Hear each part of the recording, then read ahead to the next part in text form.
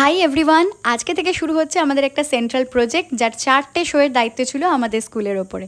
প্রথম দিনে ছিল 3টে প্রোগ্রাম এবং সেকেন্ড দিনে ছিল একটা প্রোগ্রাম। আমাদের ফারাক্কার এনটিপিসির তরফ থেকে এই প্রোগ্রামগুলো করানো হচ্ছিল স্বচ্ছ ভারত অভিযানের ওপরে। আর যেহেতু এটা পথনাটিকা বেস একটা প্রোগ্রাম, শুধুমাত্র নাচের প্রোগ্রাম নয়, তাই এটা আমাদের স্টুডেন্টদের কাছে একটু চ্যালেঞ্জিং ছিল। আর চ্যালেঞ্জ অ্যাকসেপ্ট করতে ওরা ভীষণ ভালোবাসে। এর মাধ্যমে আমরা কিন্তু বুঝতে পেরেছি যে ওরা কে কতটা ভালো অ্যাক্টিং করতে পারে।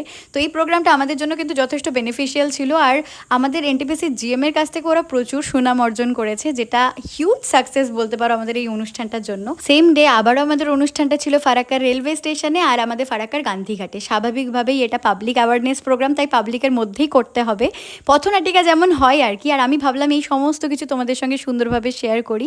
এটা হচ্ছে সেকেন্ডের অনুষ্ঠান, যেটা হয়েছে ফারাক্কা এনটিপিসি ট্রেনিং সেন্টারে, যেখানে 12টা স্কুলের বাচ্চা কাচ্চাদের একসাথে ট্রেনিং দেওয়া হচ্ছে। দেখা হচ্ছে নেক্সট ব্লগে তাড়াতাড়ি। টাটা।